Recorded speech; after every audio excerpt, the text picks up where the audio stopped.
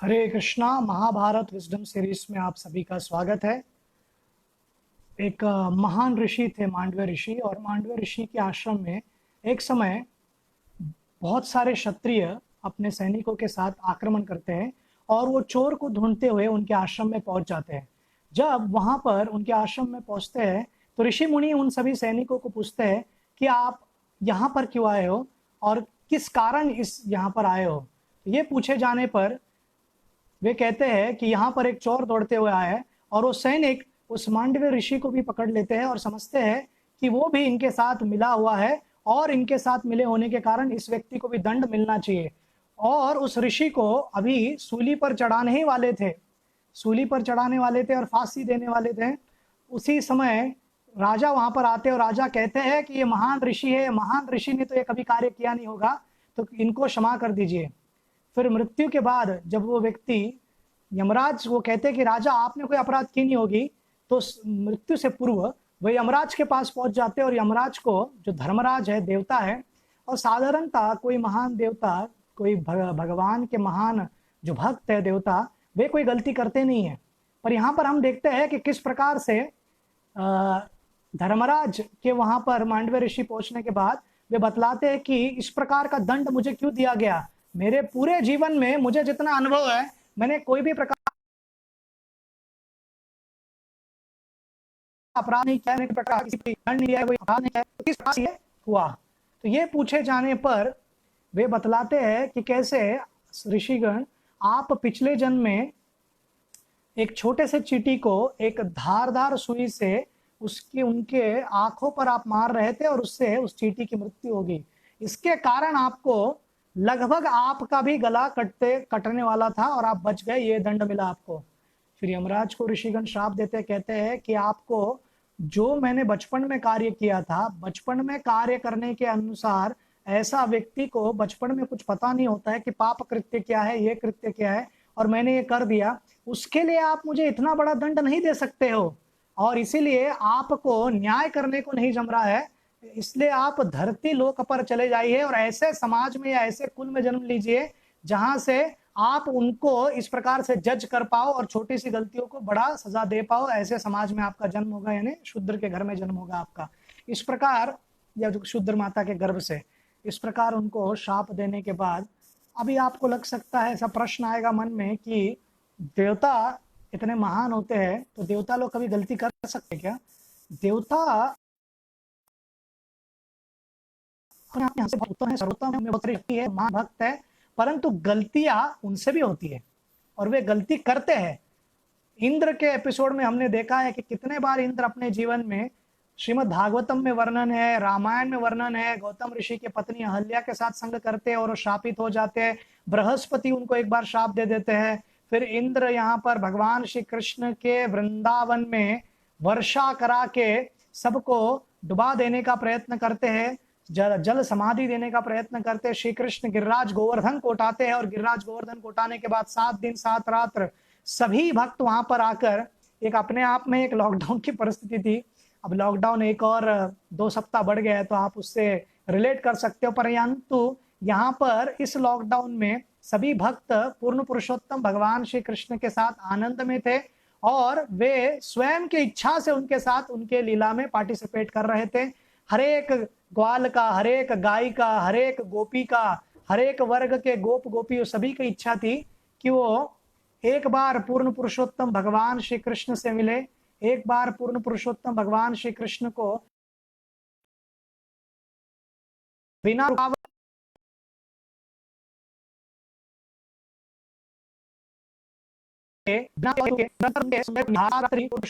सभी ब्रजवासियों की इच्छा पूर्ति की।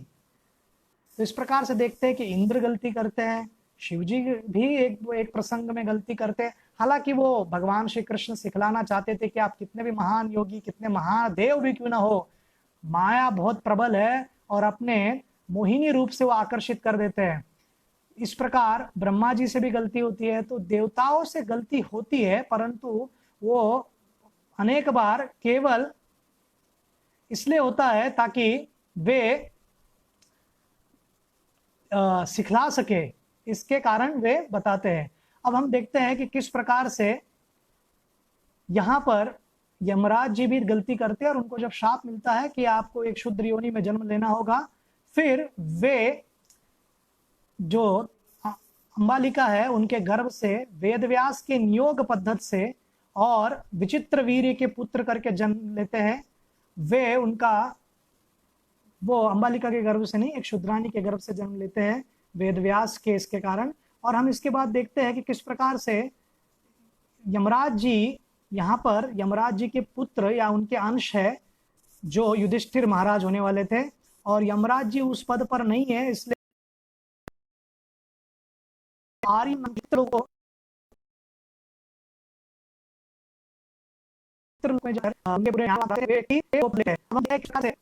यहाँ पर विदुर उनका नाम रखा जाता है। विदुर जन्म से ही धार्मिक थे, क्योंकि जन्म उनका किस आधार पर हुआ, तीनों में अंतर किस प्रकार से है। सत्यवती, वेदव्यास ये मिलकर कहते हैं कि सबसे बड़ा जो पुत्र है, नेत्रों से नेत्र नहीं उस व्यक्ति को, वे व्यक्ति बहुत शक्तिशाली होंगे। वेदव्यास कहते हैं कि ये हालांकि थोड़ा सा शारीरिक रूप से थोड़ा सा बीमार रहेगा ये दूसरा पुत्र, परंतु ये युद्ध की कलाओं में बहुत ही माहिर होगा। और तीसरा पुत्र धर्म और धर्म शास्त्रों को, नीतियों को एकदम निपुण रूप से ज्ञान प्राप्त करेगा, और पूरे हस्तिनापुर में प्रजा को हो या राज धर्म का पालन कैसे कराना है इसके बारे में सीख निरंतर देते रहेंगे। तो बचपन से ही ये धार्मिक थे। हालांकि इनका जन्म राजघराने में ही हुआ, वो उसी कुल के थे, यदुवंश में ही थे, परंतु क्योंकि माँ शुद्रानी थी इसलिए वो कभी राजा नहीं बन सकते थे, उनको पता था, और उन्होंने कभी अपेक्षा भी नहीं की। तो बचपन से ही उनके अंदर त्याग की भावना थी। वे कर्ण की तरह कभी विचार नहीं करते थे कि मैं यहाँ क्यों जन्म लिया, मेरा न्याय होना चाहिए, मेरे साथ कोई भी क्यों ना रहे, मैं विचित्र वीर्य का ही तो पुत्र कहलाऊंगा, मैं धृतराष्ट्र का ही तो भाई कहलाता हूँ, मैं पांडु का ही तो भाई कहलाता हूँ। अगर समझो पांडु गए वनवास, पांडु तप कर रहे थे हिमालय की नीचे, और हिमालय में जाकर वे ध्यान लगा रहे थे, और धृतराष्ट्र अंधा है तो मुझे राजा बनना चाहिए, ऐसा पूरे महाभारत में पूरा 18 पर्वों में कहीं भी वर्णन नहीं है कि विदुर को एक क्षण के लिए भी, एक समय के लिए भी, या किसी व्यक्ति को उन्होंने ये कहा, या अपना विंडिकेटिव पॉलिटिक्स खेला, या जो विक्टिमहुड का हमेशा खेलते थे कि मेरे साथ अन्याय हुआ है, कर्ण जैसे व्यक्ति, एकलव्य, कि मेरे साथ अन्याय हुआ है, ऐसे बोलते रहना, या उनके फॉलोअर्स जो कहते हैं। विदुर कभी भी उन्होंने इस प्रकार से बात नहीं रखी, ना भीष्म के सामने, ना वेदव्यास जी के सामने। वेदव्यास जी को ये नहीं कहा आप ऋषि मुनि हो, आप साधु हो, आप बताइए ना इनको, मैं आप ही के द्वारा ही इस धरती पर आया हूं कि मुझे भी राजा बनने की इच्छा है। तो ये बतलाता है कि विदुर नियति और जो भगवान श्री कृष्ण के कृपा से मिला है उससे ज्यादा थोड़ा भी नहीं चाहते हैं, और इसी के साथ वे प्रेम पूर्वक अपनी सेवा करते रहे, हस्तिनापुर को प्रेम देते रहे, हस्तिनापुर को बिना रुके दिन रात सेवा करते रहे। और जब दुर्योधन राजा थे और पांडु वन में थे उस समय पे, या पांडु की मृत्यु होने के बाद भी, या हमारे धृतराष्ट्र राजा थे, तो दुर्योधन जब तक पूरा राज्य कारोबार नहीं संभाल रहे तब तक ही सब संभालते रहे, परंतु पद कभी नहीं लिया।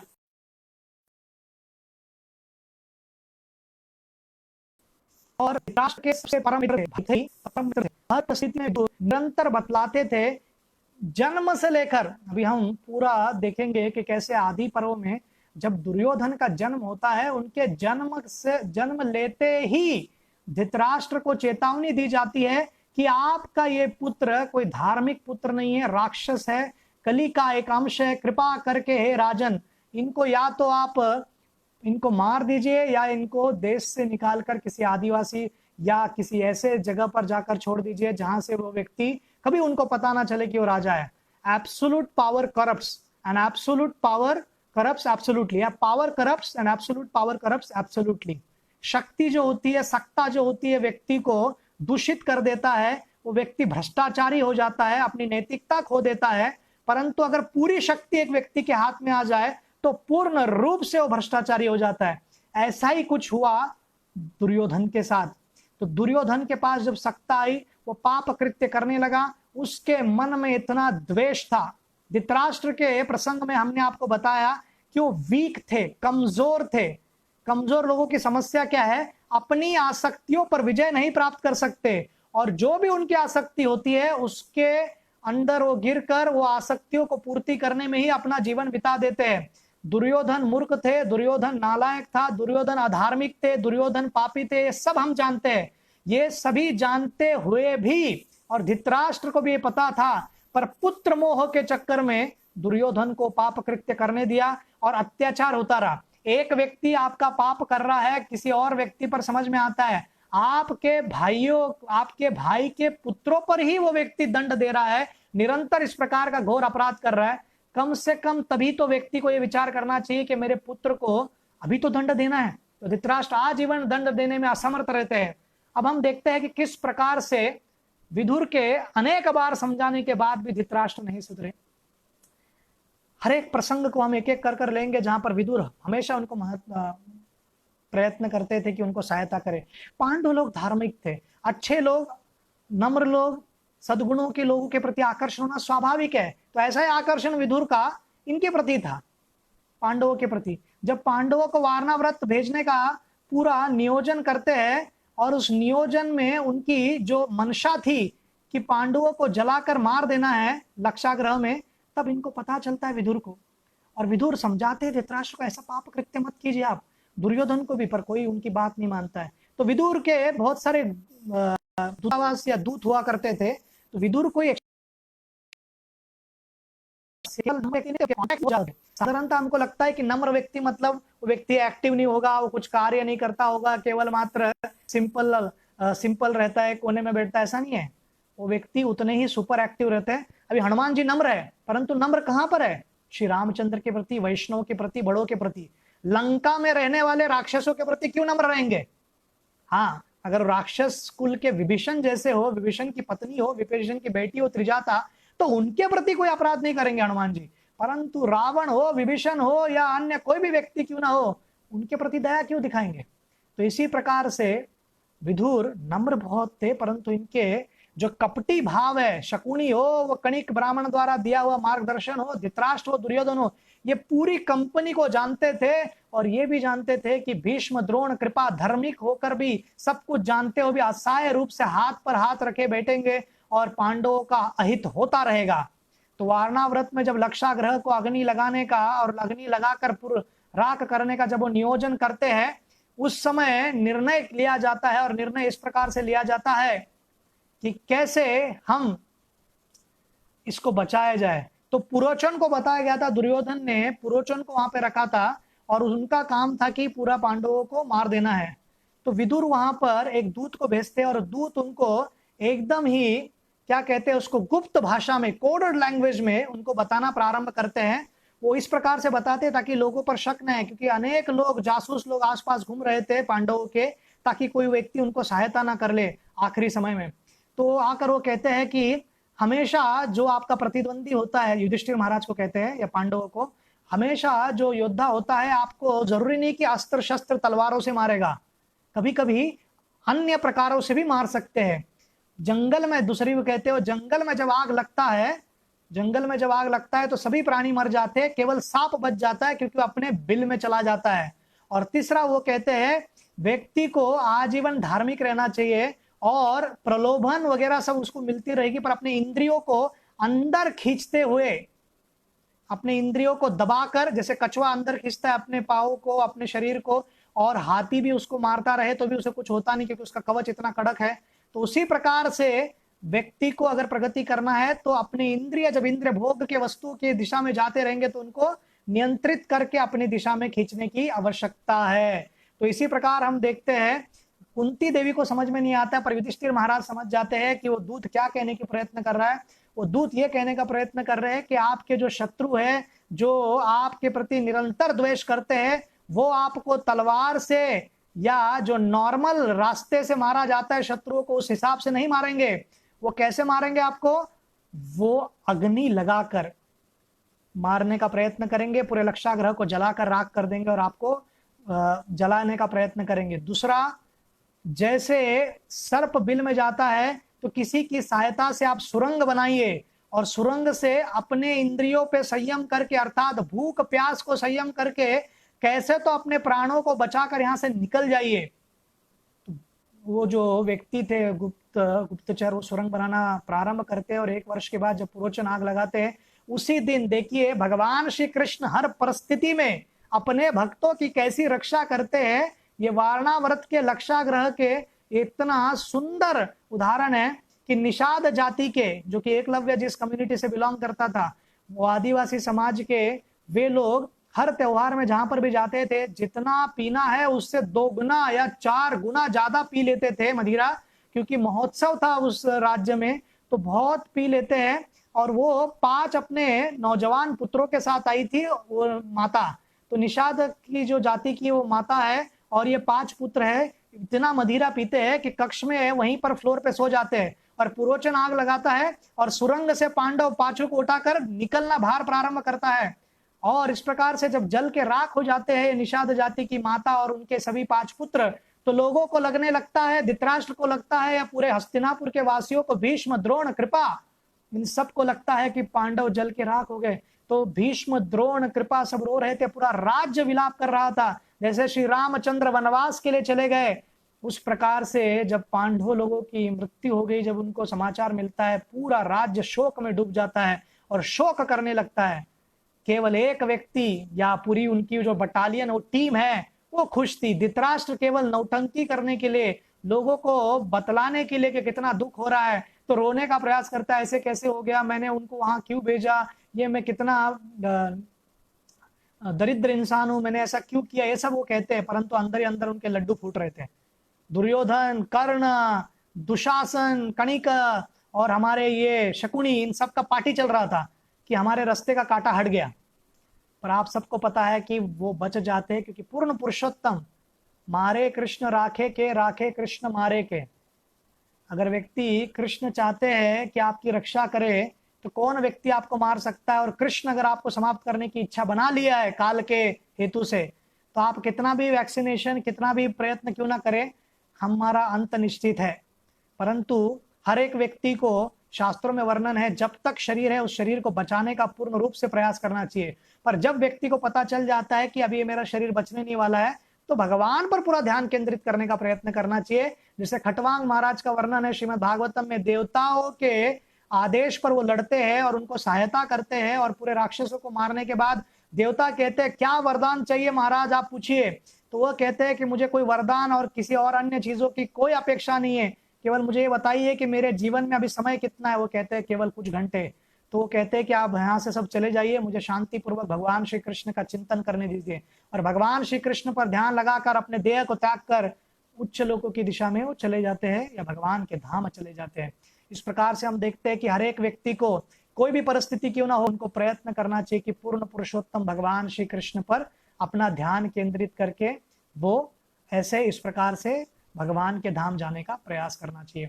तो जब विदुर को पता चलता है कि किस प्रकार से पांडव लोग बच गए हैं, क्योंकि उनको तो पता है दूत के मार्ग से, और फिर धृतराष्ट्र को भी पता चलता है कि पांचाली को जीत कर आ गए, तो विदुर उनको समझाते हैं कि अन्याय अभी बंद कर दो, अभी आप एक ही कार्य कीजिए, अभी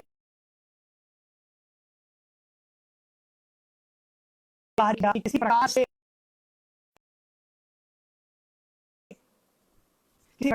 ये जो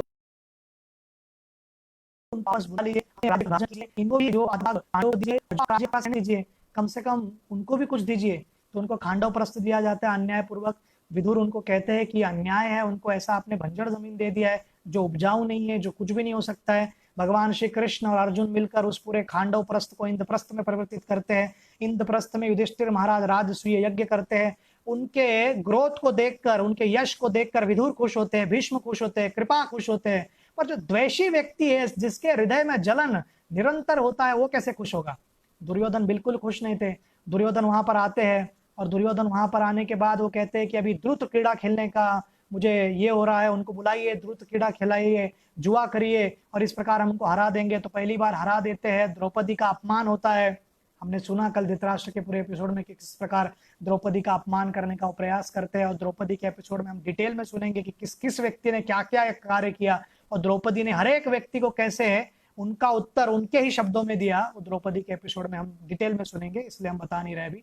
अब इसके बाद विदुर वो कहते हैं दुर्योधन और उनको कि ये पाप कृत्य मत करो। पहले तो जुआ खेलने के लिए मना करते हैं, युधिष्ठिर महाराज को भी समझाते हैं, पर युधिष्ठिर महाराज कहते हैं कि बड़ों ने कहा है, मुझे पालन करना होगा और मेरे पास कोई मार्ग नहीं है। तो इस प्रकार से उनको फिर दोबारा बुलाया जाता है। पहली बार तो सब हार जाते हैं, पर द्रौपदी को फिर वरदान देकर धृतराष्ट्र सब कुछ दे देते हैं। आधे रास्ते से वापस बुलाया जाता है, फिर उनको हराकर भेज दिया जाता है। कहाँ पर? वनवास के लिए। पहली बार तो वनवास नहीं था, पर उनको ब्राह्मण का वेश करके चुप के रहना पड़ा, क्योंकि उनको पता चल गया था कि हमको मारने का प्रयत्न कर रहे हैं। तो यहाँ पर विदुर समझाने का प्रयत्न करते हैं कि हे धृतराष्ट्र, एक बात समझिए आप, आपका पुत्र हमारे कुल को सर्वनाश कर देगा, हमारे कुल का अंत कर देगा। आप 5-5 जहरीले जो किंग कोबरा है, सर्प है, उसको अपने कपड़ों में डालकर कह रहे हैं कि मुझे, मैं कुछ नहीं होगा, मैं अमर रहूंगा। ऐसे कैसे हो सकता है? ये जो आपका टीम है, दुर्योधन एंड टीम, ये कर्ण, शकुनी, ये सब 5 अजगर एक कोबरा सांप की तरह है, इतने जहरीले हैं। कृपा करके मैं हाथ जोड़ के विनंती करता हूँ, भैया आप इनका साथ छोड़ दीजिए, इनको इनको दंड दीजिए, या कम से कम पांडवों के साथ न्याय कीजिए, वन में से उनको बुला लीजिए। तो कहते हैं निकल जाओ, तुम हमेशा मेरे पुत्र की ही बुराई करते हो, पांडव का ही स्नेह करते हो, आप जा सकते हो, आपको जहां जाना है। तो वहां से विदुर चले जाते हैं और विदुर जाकर उनको मिलते हैं वन में और कहते हैं कि अभी वापस कभी नहीं जाना है। परंतु संजय को कहकर धृतराष्ट्र कहते हैं कि विदुर के बिना मुझे रहा नहीं जा रहा है, कृपा करके उसको बुला लाओ। क्योंकि धृतराष्ट्र वीक था, विकेड नहीं था, विकेड भी था, बुरा भी था, परंतु दुर्योधन का स्तर का नहीं था, दुर्योधन को कोई मैच नहीं था। तो जब जब उसको अच्छा सलाह मिलता था, अच्छा मार्गदर्शन उपदेश मिलता था विदुर के मार्ग से, तो सुधर जाता था। तो कैसे है वो दिवाली का सुरसुरी देखा आपने? वो हम जब जलाते हैं तो ऐसे ऐसे बच्चे घुमाते हैं, तो थोड़ा समय तक रहता है और फिर अंधेरा। और जो जुगनू घूमते हैं रात को, वो केवल रात में कुछ समय तक लग सकते, दिन जैसे सूर्य आता है सब समाप्त। उसी प्रकार से उदाहरण एक्चुअली सूर्य का प्रकाश की तेज को प्रशंसा करने के लिए उदाहरण है, परंतु इसका उद्देश्य मैं बता रहा हूँ कि समझो चमकना जुगनू की तरह धृतराष्ट्र कुछ ही समय तक के लिए रहता है। जैसे दुर्योधन का संग करता है, फिर दुष्ट प्रवृत्ति का ये स्वयं भी हो जाता है और उनका साथ भी देते हैं, और विदुर ने बताया हुआ है सब कुछ क्षणों में भूल जाते हैं। अब किसी प्रकार से इतना सब समझाने के बाद भी व्यक्ति समझ नहीं रहा है, तो व्यक्ति कुछ बागजू वाला व्यक्ति और कितना गाइड करे। पर विदुर का आप देखोगे टायरलेस प्रीचर। अंतरराष्ट्रीय कृष्ण भावनामृत संघ में किसी को अगर प्रगति करनी है तो विदुर की तरह करनी होगी। थके नहीं, रुके नहीं, निरंतर प्रचार करते रहे। शील प्रभुपाद भी विदुर की तरह न थके ना रुके, निरंतर प्रचार करते रहे। ना उनको कोई साथ देने वाला व्यक्ति था, ना कोई मित्र था, ना कोई डोनेशन था। यूएस में गए उन्होंने शून्य से, हाँ, रैक्स टू रिचेस का स्टोरी है शिला प्रभुपाद का। शून्य से उन्होंने इतना बड़ा खड़ा किया अंतरराष्ट्रीय कृष्ण भावनामृत संघ को। आज पूरे विश्व भर 700 से ज्यादा अधिक मंदिर है, और पूरे कोरोना के समय पूरे विश्व में प्रसिद्ध सेवा किया गया इस संगठन द्वारा। इतने सारे लोगों को प्रसादम का वितरण किया गया, इतने सारे लोगों को भोजन दिया गया जिन लोगों को भोजन नहीं प्राप्त हो सकता था। करोड़ों करोड़ों प्लेट बांटे गए पूरे विश्व भर में। तो हम देखते हैं कि किस प्रकार से अगर इच्छा हो तो व्यक्ति, एक व्यक्ति की इच्छा, प्रभुपाद की इच्छा पर इतना बड़ा संगठन खड़ा हो सकता है। वैसे विदुर की इच्छा थी कि बहुत लोगों को प्रचार न कर पाओ, पर धृतराष्ट्र को प्रीचिंग करना नहीं छोड़ूंगा। गिव अप भी नहीं किया धृतराष्ट्र पर, प्रचार करते रहे, आज सुधरेगा, क्योंकि चांस था, होप था। दुर्योधन होपलेस था, कर्ण होपलेस था, शकुनी होपलेस था, परंतु धृतराष्ट्र के पास आशा थी, सुधर सकता है, सुधर सकता है, प्रयत्न करे तो हो सकता है, हो सकता है। वो प्रयत्न करते रहे। तो उसके बाद जब संजय उनको जाकर कहते हैं कि आप पुनः आ जाइए, तो विदुर आते हैं, विदुर समझाते रहते, युद्ध रोकने का प्रयत्न करते, विराट पर्व में हार के बाद भी बताते धृतराष्ट्र को कि कृपा करके आप रोकने का प्रयत्न कीजिए। धृतराष्ट्र बिल्कुल भी विदुर की बात मानते नहीं है। यहाँ पर जब वनवास के लिए भेजा जाता है, तो पहली बार हम देखते हैं कि वारणावरत में जब लक्षाग्रह में अग्नि लगती तो कुंती देवी उनके साथ थी, परंतु इस बार विदुर देखिए कितने महान है। विदुर धृतराष्ट्र को कहते हैं कुंती का क्या दोष है, कुंती का भी वयोवृद्ध हो चुकी है, उनको मत जाने को कहो, मैं उनकी सेवा करता हूँ। राजमहल में नहीं रखना चाहते हो तो मेरे यहाँ रखता हूँ। तो उनकी माँ एक पत्नी जो यदुवंश की थी, जिन्होंने भीष्म ने उनसे विवाह कराया था, विदुर की पत्नी भी धार्मिक थी, महान थी, और वो कुंती के साथ निरंतर कृष्ण कथा करती। दोनों महाभागवत भक्त थे, और इस प्रकार से उनके सेवा करते रहे। और एक प्रसंग है, लोक प्रमाण भी है कि जैसे कृष्ण दूतावास बनकर, शांति दूत बनकर आते हैं, तो धृतराष्ट्र की आइडिया मन में ये आती है कि हम क्या करते हैं ना कि एक प्रकार से बहुत बड़ा व्यंजन रखते हैं, पार्टी रखते हैं ताकि कृष्ण को हम जीत लेंगे। और वो जब ऐसा विचार करते हैं तो कृष्ण कृष्ण भावग्रही जनार्दन है, अन्नग्रही जनार्दन नहीं है। आप क्या खिलाते हो वो महत्वपूर्ण नहीं है, किस भाव से आप खिलाते हो वो कृष्ण को आकर्षित करता है। तो पूर्ण पुरुषोत्तम भगवान श्री कृष्ण विदुरानी की सेवा लेने के लिए विदुर के घर जाते हैं, और विदुरानी, विदुर घर पर नहीं थे तो विदुरानी उनको फल खिलाने के लिए केला लेती है, और केले को पूरा छिलका निकालने के बाद केला फेंक देती है और छिलका देती है। ऐसे लोक प्रमाण में या जो अदर रेंडिशन है महाभारत के उसमें वर्णन है। साधारणतः ये महाभारत में प्रसंग हुआ है नहीं, पर कम से कम ये भक्ति को तो बहुत अच्छे से उत्तेजित करता है, हमारे भक्ति भाव को तो अगेंस्ट नहीं है। जैसे शबरी का भी जो लीला है वाल्मीकि रामायण में नहीं है, परंतु अन्य जो रामायण में उसमें है कि भगवान को झूठा बेर खिलाती है, परंतु ये भाव भक्ति के अगेंस्ट नहीं है। तो जो भी स्टोरी भक्ति के अगेंस्ट नहीं जाता है, हमारा मूलभूत जो सिद्धांत है कि जीवेर स्वरूप होए कृष्णेर नित्य दास, भगवान का जप करना है, भगवान का सेवन कर सेवा करना है, और फिर हम भगवान को प्रसन्न कर सकते हैं, इसके अगेंस्ट नहीं जाता है हमारे बेसिक गौड़िया वैष्णव भागवत फिलॉसफी या भक्ति के वैष्णव पद्धत के अगेंस्ट तो कोई भी स्टोरी बुरा नहीं है। उसी प्रकार से भगवान प्रेम पूर्वक वो छिलका भी खा लेते, और बाद में वो जाने के बाद जब विदुर आते और कहते भगवान आए थे, हाँ केशव आए थे, फिर आपने क्या खिलाया, तो देखते मैंने उनको सब केले खिलाए, बहुत सारे केले खाए, तो केले तो सब उधर नीचे गिरे थे, ये क्या कर दिया आपने। तो वो दोनों को पता चलता है कि भगवान कितने महान है, केवल और केवल भक्तों की संतुष्टि के लिए वो छिलका खाकर भी खुश रह सकते हैं, इतने महान भक्त थे। वो केवल धार्मिक नहीं थे, महाभागवत थे, और महाजनों में उनको गिना जाता है यमराज जी को, तो वही विदुर है। तो विदुर यहाँ पर भी बतलाते हैं और कृष्ण को कहते हैं, कृष्ण कृपा करके आप मत जाइए उस सभा में, उस सभा में जाओगे दुर्योधन ने नियोजन बनाया कि आपको बंदी बनाएगा। तो कृष्ण हंसते और कहते हैं, विदुर आपको क्या लगता है वो मूर्ख मुझे बंदी बना सकता है? नहीं प्रभु, पर आप पहले ही द्रौपदी का उस सभा में अपमानित हो गया है, उनको अपमान किया गया है, उनको अपमानित किया गया है, आपको फिर पुनः अपमानित करेंगे, मुझे बुरा लगेगा।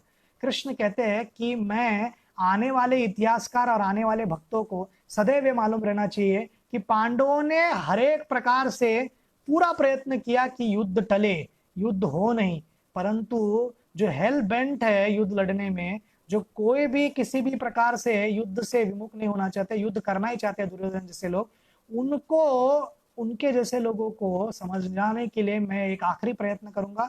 अगर नहीं समझ पाए तो कम से कम इतिहास में कोई व्यक्ति पांडवों पर टीका नहीं करेगा। कृष्ण का निरंतर पूरे युद्ध में और पूरे जीवन में देखोगे आप, उनको इसका कुछ लेना देना नहीं कि लोग मेरे रेपुटेशन के बारे में क्या कहते हैं, मुझे क्या कहते हैं, मेरे बारे में क्या कहेंगे। उनका एक ही सिद्धांत है भक्तों के बारे में। अर्जुन को जब भीष्म पूरा प्रहार कर रहे थे तो रथ के पहिए को उठाकर चक्र के रूप में दौड़ते उनके पास जा रहे थे, वो अपना दिया हुआ व्रत को, अपने दिए हुए प्रण को, अपने दिए हुए सभी चीजों को भूलकर केवल और केवल भक्त की रक्षा करने में वो उत्साह रखते, भक्ति रक्षा करने में उनका चिंतन है। तो पूर्ण पुरुषोत्तम भगवान श्री कृष्ण भक्त वत्सल है, भगवान भक्त के प्रति ही निरंतर विचार करते हैं, बाकी सब लोग क्या कहते हैं क्या नहीं कहते उनको कुछ लेना देना नहीं है। गोपी जो लोग थे, जो अन्यों की पत्नी भी क्यों ना हो वृंदावन में, या कुमारी गोपी भी क्यों ना हो, वे सभी को एक इच्छा था कि कृष्ण हमारे पति होते, उनकी इच्छा को पूर्ति करने के लिए उन्होंने रास लीला की, ना कि स्वयं की इच्छा पूरी करने के लिए। दुनिया में लोग भविष्य में कितना भी कुछ भी कहते क्यों ना रहे इस लीला के बारे में, पर इनको मुझे संतुष्ट करना है इसलिए मैं करूंगा।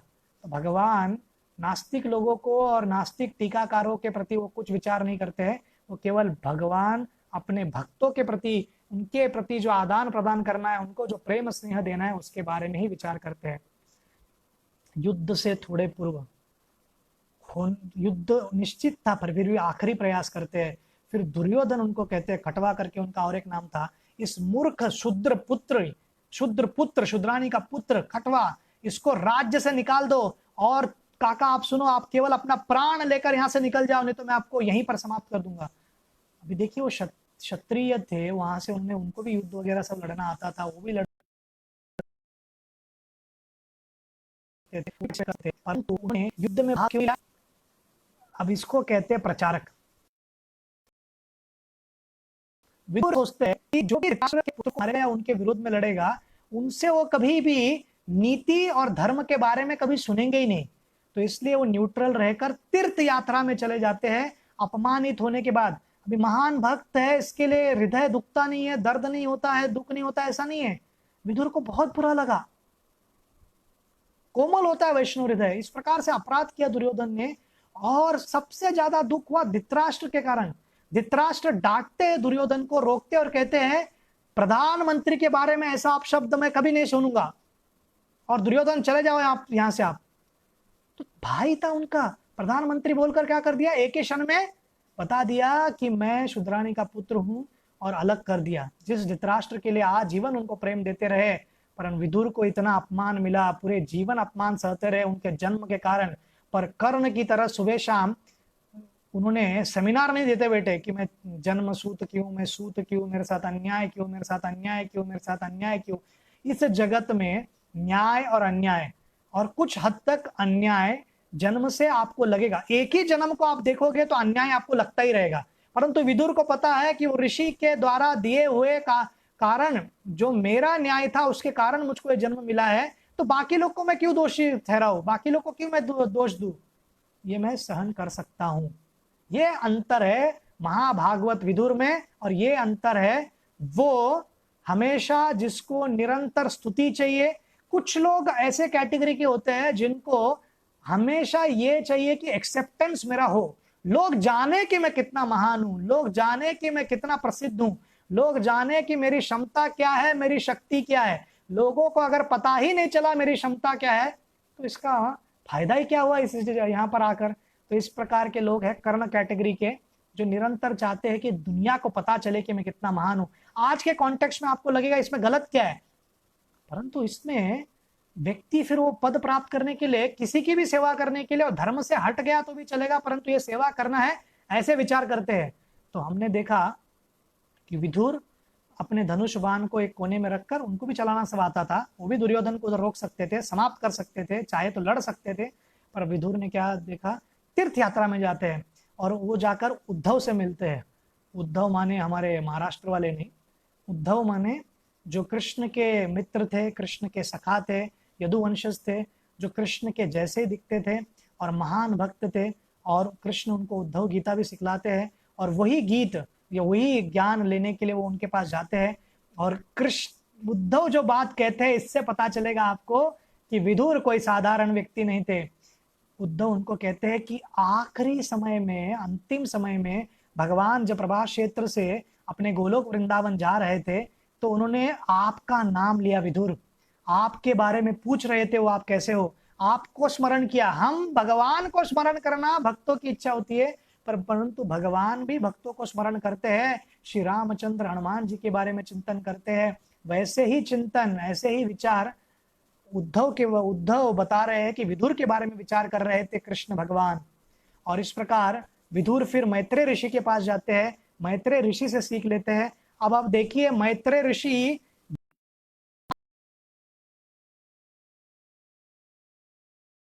ज्ञान मिश्र भक्त है, अगर है तो ज्ञान मिश्र भक्त है, ज्ञान मिश्र भक्त है, इंद्र का मिश्र भक्त है, कुछ लोग योग मिश्र भक्त रहते हैं। तो ये हमारे ज्ञान मिश्र भक्त जो है, ये सिखा रहे महाभागवत को। महाभागवत विदुर ये नहीं कह रहे मैत्रेय को, अरे मैं महाभागवत हूँ, भगवान का इतना महान भक्त हूँ। अगर भगवान जब गोलोक जा रहे थे आपका नाम लिए, आपको पूछा, मेरे बारे में पूछा, तो एक काम करता हूँ, तुम नीचे बैठो, मैं लेक्चर देता हूँ। वर्णाश्रम का जो नियम है, वो सन्यासी थे, वो साधु थे, तो मैत्रेय ऋषि के मुख से उन्होंने सुना। और ये विदुर गृहस्थ है, तो अपना जो एटिकेट्स है, अपना जो कोड है, वो कभी भूलते नहीं है। हमको क्या रहता है, हमको लगता है कि हम 15 साल पहले, 20 साल पहले, 2 साल पहले ये हमको कहाँ लेक्चर दे रहे हैं। परंतु अगर वो उतना महान भक्त है, उतना एडवांस है, वो अगर सन्यासी है, तो हमको सदैव समझना चाहिए कि हमसे विकास किया है। कितना साल हम अंतर्राष्ट्रीय कृष्ण भावनामृत में बिता दिए, उससे निर्धारित नहीं किया जा सकता आप कितने एडवांस हो। ऑफकोर्स इस्कॉन में टिके रहना, भक्ति करते रहना, ये सब 4 नियमों का पालन करना, ये अपने आप में बहुत महान चीज है। पर केवल पेड़ के नीचे बैठने से कोई डॉक्टर नहीं बनता है। जे मेडिकल कॉलेज के कैंपस में अगर कोई बड़ा सा पेड़ हो और उस पेड़ के नीचे आपने 5.5 साल बिता दिया, तो इसका अर्थ है नहीं कि आपको एमबीबीएस डिग्री मिलता है। आपको क्लास में बैठने के बाद और सब सीखने के बाद, और फिर उसके बाद जो इंटर्नशिप है वो ठीक से करने के बाद, और आप सबको प्रसन्नता पूर्वक आपके जो गाइड है उन्होंने अगर आपको क्वालिफाई कर दिया, तो आप एमबीबीएस डॉक्टर बनते हो, फिर आप आगे जाके एमडी बनते हो। इसी प्रकार से महान भक्त बनने के लिए आपको मेहनत करना होगा, और ये मेहनत कर रहे थे हमारे महाभागवत विदुर जी। तो इसलिए विदुर जब देखते हैं कि पूरे युद्ध में सब लोग पूरे लोग यदुवंश मर गए, और नहीं, कौरव लोग मर गए, यदुवंश के कृतवर्मा की सेना भी मारी गई है, और फिर पांडवों के सभी बच्चों का भी मृत्यु हो गया और केवल पांडव बचे हैं। तो फिर वो जब आते हैं, फिर धृतराष्ट्र को देखते हैं कि धृतराष्ट्र अभी भी राजभोग कर रहा है, धृतराष्ट्र अभी भी आनंद ले रहा है, धृतराष्ट्र राजगद्दी का मजा ले रहा है। युधिष्ठिर महाराज इतने महान है, उन्होंने दे दिया, पर ये दुष्ट मेरे भाई को समझ में नहीं आता है कि अभी भोग कर रहा है, अभी संन्यास का समय है या वानप्रस्थ का समय है, वन में निकल जाओ।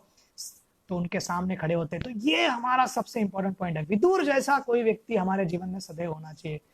तो विदुर की महाभागवत पत्नी सुलभ थी, सुलभ हो या विदुर हो या ये सब हो, ये सब महान भक्त है, कुंती देवी हो। तो विदुर उनको जाकर कहते हैं धृतराष्ट्र को, भीम जिन्होंने अपने भुजाओं से तुम्हारे पुत्रों को, 100 पुत्रों को मारा, दुर्योधन को मारा, दुशासन को मारा, इन सब को मारने के पश्चात भी, इन सबको समाप्त करने के बाद भी उसी के फेंके हुए रोटी खा रहे हो, नालायक हो आप, एक कुकुर, कुत्ते से भी बदतर जीवन जी रहे हो। तो ये सब शब्दों का और कठोर शब्दों का और ज्ञान बताया उन्होंने कि कैसे व्यक्ति को एक समय होने के बाद जाकर भगवान पर ध्यान करना चाहिए, जीवन आजीवन भोग नहीं करते रहना चाहिए। वैदिक सिस्टम में एंट्री का एक समय है, पर एग्जिट का भी एक समय होता है। तो आपका एग्जिट का समय आ गया है। तो धृतराष्ट्र हिल जाता है, और धृतराष्ट्र जाकर अनुमति लेने का प्रयत्न करते हैं। युधिष्ठिर महाराज कहते हैं आप नहीं जा सकते हो, आप यहीं पर रहिए, मैं काका विदुर को समझा दूंगा। पर विदुर और संजय और धृतराष्ट्र किस प्रकार से प्लानिंग करके कुंती देवी के साथ, गांधारी के साथ वन में जाते हैं, और धृतराष्ट्र अपने जीवन को परफेक्ट करते हैं, विदुर भी अपने जीवन को परफेक्ट करते हैं और भगवान के धाम वापस जाते हैं, और धृतराष्ट्र उच्च लोकों पर जाते हैं, भगवान के धाम पर जाते हैं। और विदुर, ऐसा प्रसंग है कुछ महाभारत के रेंडिशंस में दिया गया है प्रसंगों में, कि वो बतलाते हैं कि विदुर अपनी पूरी नीति,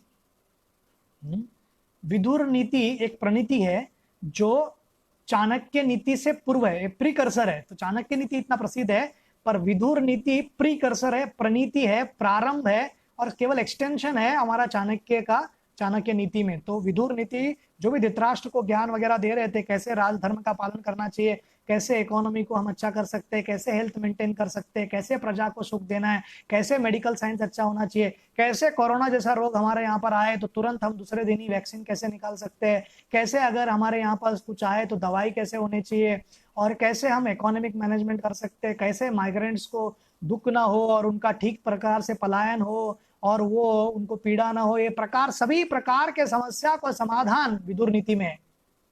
तो इस विदुर नीति के जो लेखक है वो है विदुर महाभागवत। तो विदुर के जीवन से हम क्या सीखते हैं कि प्रचारक और वैष्णव का गुण, सब कुछ सहन किया, धृतराष्ट्र के प्रति प्रेम था, स्नेह था, वो दिया, परंतु दुर्योधन के प्रति जैसा धृतराष्ट्र आसक्त था, आसक्ति और स्नेह में अंतर क्या है, आसक्ति बाजू वाला व्यक्ति कितना भी गलत क्यों ना हो उसको संतुष्ट करने के लिए, क्योंकि वो आपको आनंद देता है, उसकी यश आपको आनंद देती है, तो उसकी बुराई भी अच्छा ही है। और स्नेह और रियल प्रेम क्या है कि जिस व्यक्ति को आप प्रेम करते हो उसको स्नेह देना, सम्मान देना, परंतु अगर उसमें कुछ बुराई है तो उस बुराई को मुंह पर बोलने का हिम्मत रखना। धृतराष्ट्र के मुंह पर बोलने का हिम्मत रखते थे केवल और केवल विदुर, और इसी कारण धृतराष्ट्र का नरक में जाने का जो पूरा कर्म था वो नरक के दिशा में जा सकते थे, परंतु विदुर के कारण वे बच गए और नरक की यातना से वो मुक्त हो गए और ऊपर की दिशा में या ऊपर के जो लोक है उस सदगति में उनको प्राप्त हुई। तो विदुर जैसा भक्त हमारे जीवन में, हमारे व्यक्तिगत जीवन में हमेशा होना चाहिए, और विदुर जैसे लोगों के कारण हम बच सकते हैं। और विदुर को रिप्रेजेंट करते हैं शिल प्रभुपाद की पूरी विदुर ने धृतराष्ट्र को लिबरेट किया। धृतराष्ट्र से भी भयंकर भयंकर प्रकार के लोगों को शिल प्रभुपाद ने पूरे विश्व में प्रचार करके, और साधु संत जो वैष्णव साधु संत भारतवर्षों में लाखों करोड़ों लोगों को या करोड़ों करोड़ों लोगों को पीढ़ी दर पीढ़ी इसी प्रकार से भगवान श्री कृष्ण के भक्ति के मार्ग पर लगा रहे।